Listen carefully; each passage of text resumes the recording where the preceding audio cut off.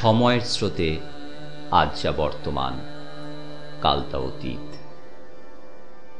আজকের ঘটনা, আগামীকাল ইতিহাস। এরকম কত ইতিহাস জন্ম নিচ্ছে পৃথিবীর বুকে প্রতি পদে পদে। সময়ের আবর্তে তার অধিকাংশই হারিয়ে যাচ্ছে চিরকালীন অন্ধকার মহাশূন্যে। কিছুটা প্রয়াস তার সামান্যতম অংশটুকু ধরে রাখা ইতিহাসের বই ও গবেষণাপত্রে। ইতিহাসকে অনুভব করা, ইতিহাসের ঘটনায় রোমাঞ্চিত হওয়া, আবেগে তার সাক্ষী হওয়া, সবই অনুমান, অনুভূতির, কল্পনার মাধ্যমে। তবু ইতিহাসকে ছোঁয়া যায়, ইতিহাসের প্রাচীন দ্রব্য স্পর্শ করে রোমাঞ্চিত হওয়া যায়।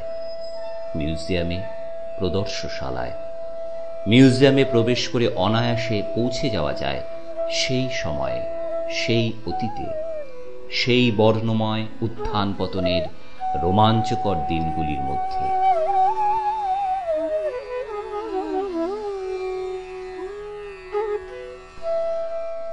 এরকমই এক প্রদর্শনশালা Carey museum and research centre. Serampore college একমাত্র শিক্ষা কেন্দ্র যা আজও ভারতে আধুনিক শিক্ষার প্রসার নির্মাতাত্রয়ী William Carey, Joshua Marshman, William ওয়ার্ডের স্মৃতিসাক্ষ্য বহন করে চলেছে এবং সেই একই উদ্দেশ্যে নিয়ত কাজ করে চলেছে। সমাজের উন্নতি সাধনে মানবিকতার নজিরগুলি স্মরণ করে তাদের ব্যবহৃত জিনিসপত্র ও কাজগুলিকে সংরক্ষণ করার জন্য যথেষ্ট মনোনিবেশ করেছে এই কলেজ এই প্রদর্শনশালার মাধ্যমে। কেরি মিউজিয়াম বা প্রদর্শনশালা শুরু হয় 1961 সালে। এই বছরটি ছিল কেরি জন্মের 200 বছর। সেই সময় শ্রীরামপুর কলেজের অধ্যক্ষ ছিলেন ডক্টর উইলিয়াম স্টিওয়ার্ট।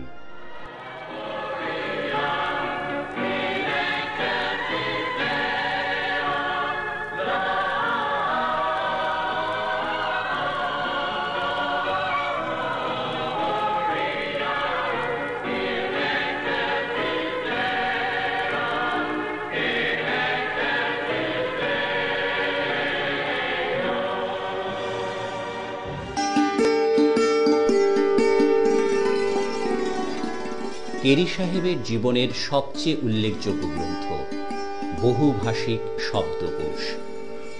পৃথিবীর ইতিহাসে সেই প্রথম এবং সেই শেষ এই রকম বহুভাষিক শব্দকোষ রচনা। 13টি ভারতীয় ভাষার শব্দের অর্থ বা ভাষান্তর রচনা করেছিলেন কেরি সাহেব। হয়তো কেরি সাহেব বাংলা গ্রামার লিখেছিলেন। লেখার টেবিলের উপর খাগের কলম, দোয়াতের সাহায্যে। হয়তো সতীদাহ সম্পর্কে ওয়েলেসলিকে লেখা প্রতিবেদন, সন্তান বিসর্জন, কুষ্ঠরোগী পুড়িয়ে মারা প্রভৃতি কুসংস্কারের বিরুদ্ধে গর্জে উঠেছিল তার কণ্ঠ। পঞ্চানন কর্মকার, মনোহর কর্মকার ও কৃষ্ণচন্দ্র কর্মকারদের বাড়িতে অযত্ন, অবহেলায় নষ্ট হয়ে যাচ্ছে তাদের ব্যবহৃত যন্ত্রপাতি, সরঞ্জাম, হরফের নমুনা।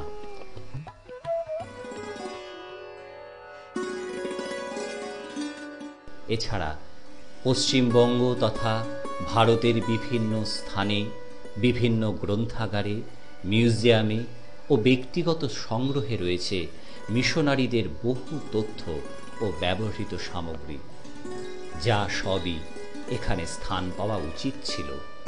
শ্রীরামপুর তথা মিশনারি ও ডেনিশ রাজত্বকালের বহু তথ্য ও নিদর্শন সবকিছুই এই সংগ্রহশালার সম্পদ হলে আগামী প্রজন্ম তার সঠিক ব্যবহার করতে পারবে গবেষণার কাজে।